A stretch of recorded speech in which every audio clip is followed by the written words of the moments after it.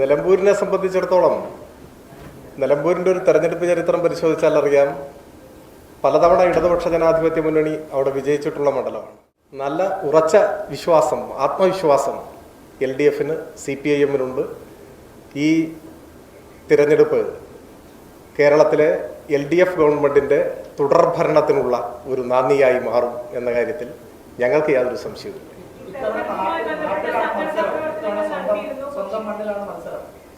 എല്ലാം നാട് തന്നെയല്ലേ. നിലമ്പൂർ നമ്മുടെ ജന്മനാടാണ്. ഇടതുപക്ഷ ജനാധിപത്യ മുന്നണിയുടെ പോരാട്ടം എല്ലാ ഇടതുപക്ഷ വിരുദ്ധ ശക്തികൾക്കും എതിരെയാണ്. ഏതെങ്കിലും വ്യക്തി എന്ന നിലക്കല്ല. ഇപ്പൊ നിങ്ങൾ ഈ പറഞ്ഞ വ്യക്തികളെല്ലാം നമുക്ക് സൗഹൃദമുള്ളവരല്ലേ വ്യക്തിപരമായിട്ട്. എന്താ ഗുസ്തി ഒന്നും അല്ലല്ലോ.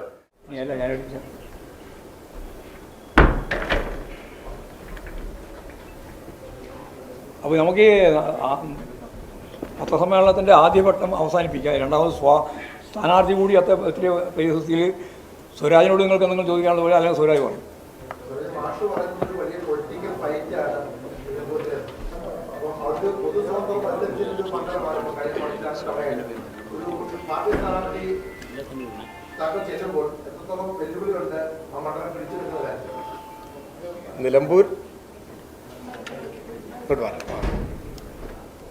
നിലമ്പൂരിനെ സംബന്ധിച്ചിടത്തോളം നിലമ്പൂരിൻ്റെ ഒരു തെരഞ്ഞെടുപ്പ് ചരിത്രം പരിശോധിച്ചാൽ അറിയാം, പലതവണ ഇടതുപക്ഷ ജനാധിപത്യ മുന്നണി അവിടെ വിജയിച്ചിട്ടുള്ള മണ്ഡലമാണ്.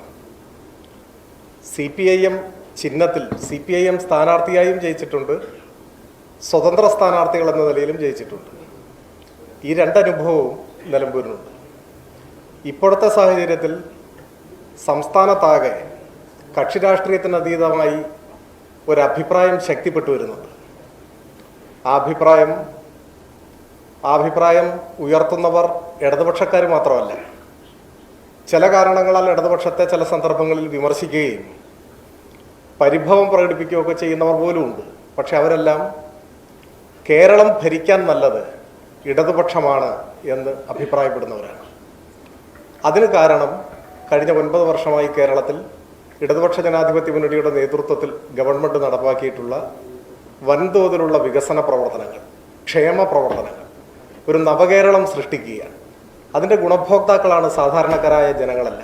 അതുകൊണ്ട് തന്നെ അവർക്ക് കേരളത്തിലെ LDF ഗവൺമെൻറ്റിനോട് വലിയ മമതയും പ്രതിപത്തിയുമുണ്ട്. ഇത് നിലമ്പൂരിലെ ഉപതെരഞ്ഞെടുപ്പിലും പ്രതിഫലിക്കും. LDF ഗവൺമെൻറ്റിൻ്റെ പ്രവർത്തനങ്ങൾക്കുള്ള അംഗീകാരമായി ഈ തെരഞ്ഞെടുപ്പിലെ വോട്ടുകൾ മാറും. ഒപ്പം ഉറച്ച മതനിരപേക്ഷ നിലപാട് ഉയർത്തിപ്പിടിച്ചുകൊണ്ട് രാജ്യത്തെ വർഗീയ ധ്രുവീകരണത്തിന് ശ്രമിക്കുന്ന ശക്തികൾക്കെതിരെ CPIMും ഇടതുപക്ഷ ജനാധിപത്യ മുന്നണിയും സ്വീകരിക്കുന്ന ഉറച്ച നിലപാട് എല്ലാ മതനിരപേക്ഷവാദികളെയും പ്രതീക്ഷ നൽകുന്ന നിലപാടാണ്. ഇതെല്ലാം ഈ തെരഞ്ഞെടുപ്പിൽ ചർച്ച ചെയ്യും. അതുകൊണ്ട് തന്നെ നല്ല ഉറച്ച വിശ്വാസം, ആത്മവിശ്വാസം LDFന് CPIMനുണ്ട്. ഈ തിരഞ്ഞെടുപ്പ് കേരളത്തിലെ LDF ഗവൺമെൻറ്റിൻ്റെ തുടർഭരണത്തിനുള്ള ഒരു നാന്ദിയായി മാറും എന്ന കാര്യത്തിൽ ഞങ്ങൾക്ക് യാതൊരു സംശയവുമില്ല.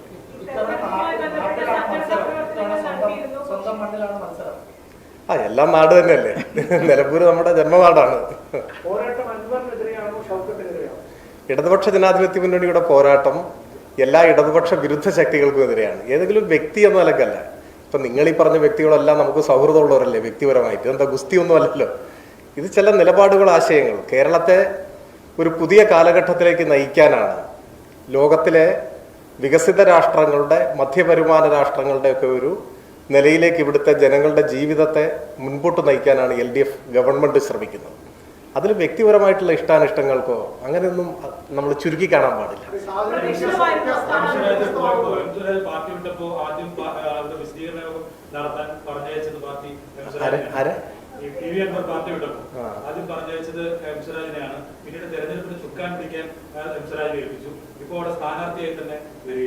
അല്ല, അങ്ങനെ ഒരു വ്യക്തി കേന്ദ്രീകൃതമായിട്ട് കാണണ്ട.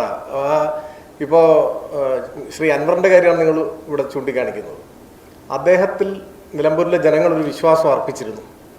പക്ഷേ ആ വിശ്വാസം അദ്ദേഹം കാത്തു സൂക്ഷിച്ചില്ല. ഞാനിപ്പോഴും അദ്ദേഹത്തെ അതിനൊന്നും കുറ്റപ്പെടുത്തുന്നില്ല.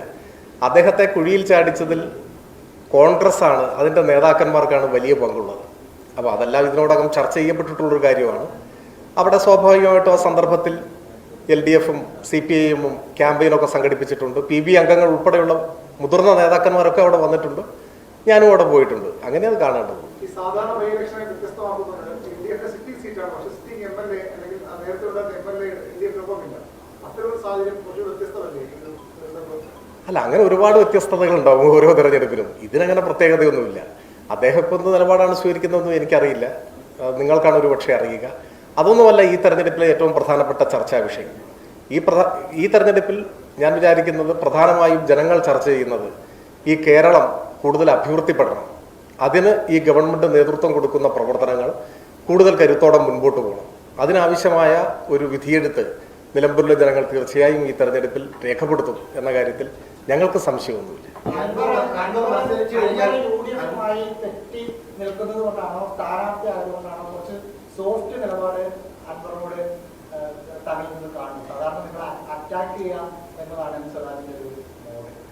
അത് നിങ്ങൾ സൂക്ഷ്മമായി നിരീക്ഷിക്കാത്തതുകൊണ്ടാണ്. നമുക്ക് എല്ലാ മനുഷ്യരോടും സോഫ്റ്റ് നിലപാടല്ലേ. ആശയപരമായ കാര്യങ്ങളിൽ ദൃഢതയുണ്ടാവും, അതിൽ വിട്ടുവീഴ്ച ഉണ്ടാവില്ല. പക്ഷേ വ്യക്തികൾ എന്ന നിലയിൽ നമുക്ക് ആരോടും ശത്രുതയുണ്ടോ? ആരോടും ശത്രുതയില്ലല്ലോ. എല്ലാവരോടും സാഹോദര്യം, സൗഹൃദം, അത്രയല്ലേ ഉള്ളൂ.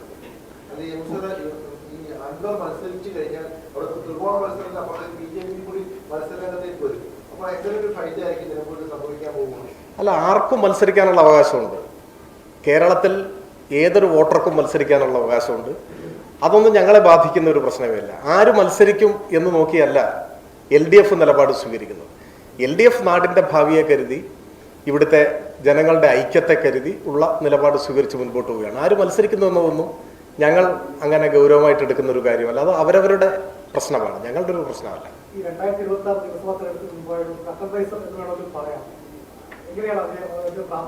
അല്ല, അതൊരു ആലങ്കാരിക പ്രയോഗമാണ്. തീർച്ചയായിട്ടും അങ്ങനെ പറയുമല്ലോ. തദ്ദേശ തെരഞ്ഞെടുപ്പിനും അടുത്ത അസംബ്ലി തെരഞ്ഞെടുപ്പിനും മുൻപായി നടക്കുന്ന ഒരു ഉപതെരഞ്ഞെടുപ്പാണ്. ഇനി ഒരു ഉപതെരഞ്ഞെടുപ്പ് നടക്കാൻ സാധ്യതയില്ല. അപ്പം അങ്ങനെയൊക്കെ വിലയിരുത്തുന്നുണ്ട്. അതൊക്കെ ആലങ്കാരികമായ വിശേഷണങ്ങളാണ്, സ്വാഭാവികം. ഇന്നിപ്പോൾ ഇനിയും പോകാൻ സാധിക്കില്ലല്ലോ, ഇവിടെ അല്ലേ. നാളെ തീർച്ചയായിട്ടും നാളെ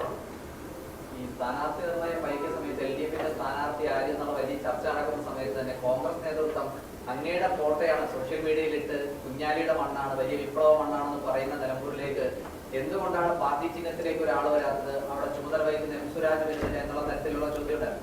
അങ്ങേ മത്സരരംഗത്തേക്ക് കൊണ്ടുവരുന്നവർ എന്ന് തന്നെയാണ് പ്രതിപക്ഷത്തിന്റെയും ഒരു ആവശ്യം. അത് അങ്ങയോടുള്ള സ്നേഹം കൊണ്ടാണോ, അങ്ങ് നല്ല എതിരാളിയാണെന്ന് അവർക്ക് തോന്നുന്നതുകൊണ്ടാണോ? അതിലെങ്ങനെയാണ് അങ്ങ് കാണുന്നത്?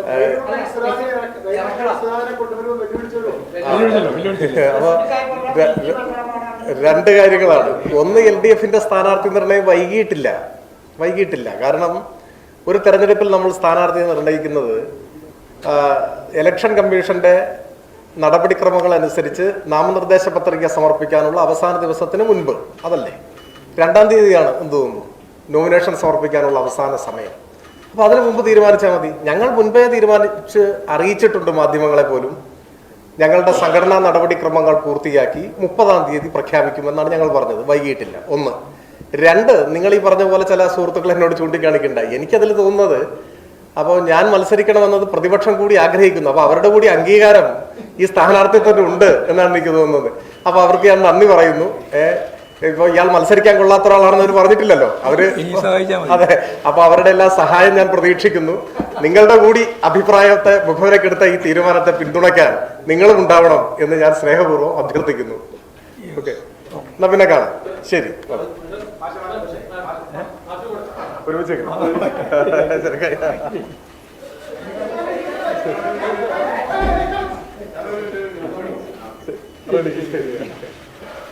എല്ലാ വിജയവും നിങ്ങളുടെ മുഖേന ആശംസിക്കുന്നു.